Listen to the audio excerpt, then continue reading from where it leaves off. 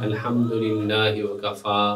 والصلاة والسلام علی عبادہ الذین اصطفیٰ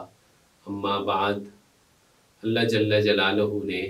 حضور پاک صلی اللہ علیہ وآلہ وسلم کو جو دین عطا فرمایا، اس کی بنیادیں اور اس کے ماخذ میں پہلی دو چیزیں جو بہت زیادہ اہم ہیں وہ قرآن مجید ہے اور سنت رسول صلی اللہ علیہ وآلہ وسلم ہے۔ سنت نبوی کو جاننے کے لیے احادیث ایک ایسا مستند ذریعہ ہے جو دنیا کی کسی اور قوم کے پاس اس قسم کا ذخیرہ موجود نہیں۔ اللہ تعالیٰ نے مسلمانوں پر خصوصی فضل فرمایا کہ جیسے قرآن مجید کی حفاظت کا ذمہ لے لیا، اسی طرح قرآن مجید کی حفاظت کے ذمے کے ذیل میں احادیث کی حفاظت کا ذمہ بھی اللہ تعالیٰ نے لے لیا، کیونکہ قرآن مجید کی بہترین شرح رسول اللہ صلی اللہ علیہ وسلم کے وہ ارشادات ہیں، آپ کے وہ اعمال اور وہ سنتیں ہیں جو آپ نے امت میں جاری فرمائیں۔ اب سوال یہ پیدا ہوتا ہے کہ درس حدیث کے لیے یا حدیث کو سمجھنے کے لیے کس کتاب کا انتخاب کیا جائے۔ یقیناً بخاری اور مسلم ایسی دو کتابیں ہیں جن سے کوئی مسلمان بے نیاز نہیں ہو سکتا، لیکن اگر ایک مختصر چیز لینا چاہیں تو سب سے پہلی چیز میرے خیال میں امام شرف الدین نووی رحمہ اللہ کی اربعین نووی ہے۔ اربعین نووی وہ کتاب ہے جس میں امام صاحب نے اپنے علم کے مطابق وہ تمام احادیث جمع کر دی ہیں جو قواعد اسلام پر بنیادی اور موٹے اصولوں پر مبنی ہیں۔ چنانچہ وہ مقدمے میں لکھتے ہیں، اما بعد فقد روینا عن علی بن ابی طالب وعبداللہ بن مسعود ومعاذ بن جبل وابی درداء وابن عمر وابن عباس وانس بن مالک وابی ہریرہ وابی سعید الخدری رضی اللہ تعالی عنہم من طرقات کثیرات بروایات متنوعات ان رسول اللہ صلی اللہ علیہ وسلم قال من حفظ على امتی 40 حدیثا من امر دینها بعثه اللہ یوم القیامت فی زمرۃ الفقہاء والعلماء وفی روایت بعثه اللہ فقیہا عالما وفی روایت ابی درداء وکنت له یوم القیامت شافعا وشہیدا وفی روایت ابن مسعود قیل له ادخل من ای ابواب الجنة شئت وفی روایت ابن عمر کتب له من زمرۃ العلماء وحشر فی زمرۃ الشہداء۔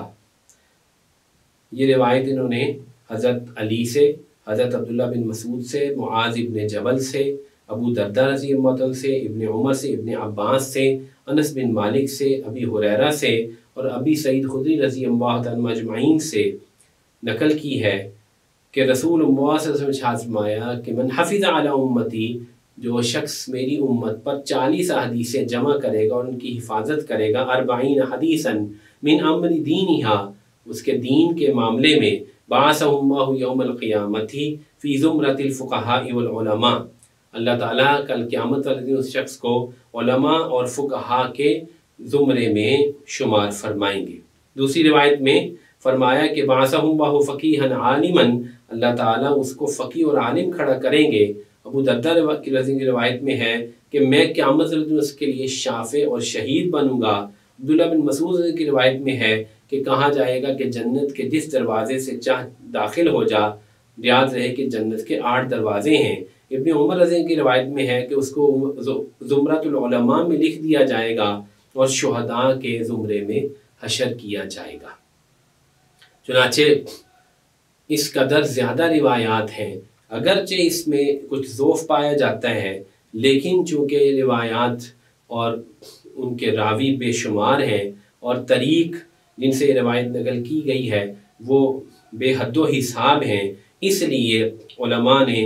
اس پر عمل کرنے کی بہت زیادہ کوشش کی۔ فرماتے ہیں فَأَوَّلُ مَنْ عَلِمْتُهُ صَنَّفَ فِيهِ عبداللہ بن المبارک، سب سے پہلے جن کو میں جانتا ہوں عبداللہ بن مبارک نے لکھا، پھر محمد بن اسلم الطوسی نے، پھر حسن بن سفیان امام نسائی نے، پھر ابو بکر آجری نے، پھر امام اصفہانی نے، امام دارقطنی نے، امام حاکم نے، امام ابو نعیم نے، امام عبد الرحمن سلیمی نے اور امام صابونی نے، اور اسی طرح امام بہقی نے और उन बेशुमार मुहद्दिसीन ने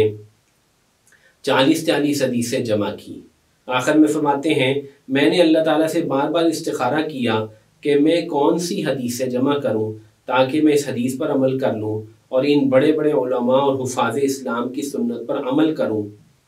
तो अल्लाह ताला ने मेरे दिल में डाला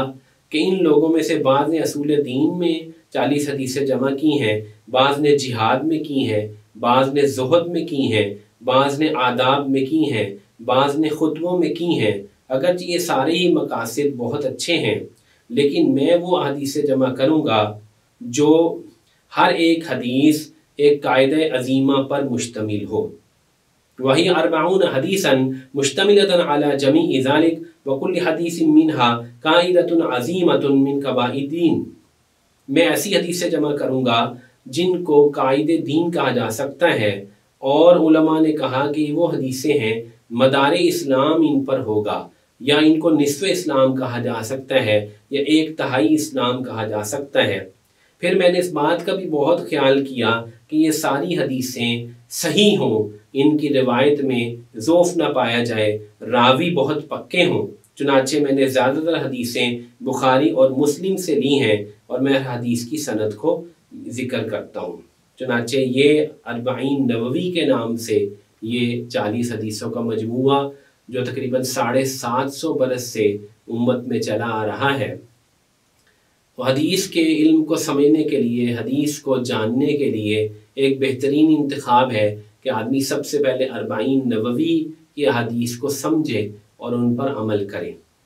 चुनाचे हम इंशाअल्लाह ताला तरतीब वार इन हदीसों को अपने इन दुरूस में, जो कि मुख्तसर दुरूस हैं, हदीस को ज़िक्र करेंगे। तरतीब ये होगी, सबसे पहले हदीस का नंबर बताया जाएगा, अल हदीसुल अव्वल जैसे मेरे सामने है, फिर उस हदीस की मतन को, इबारत को पढ़ा जाएगा, फिर उस हदीस का तर्जमा किया जाएगा, फिर उस हदीस की जो रावी हैं यानी इमाम बुखारी हैं, इमाम मुस्लिम हैं, उस किताब को ज़िक्र किया जाएगा,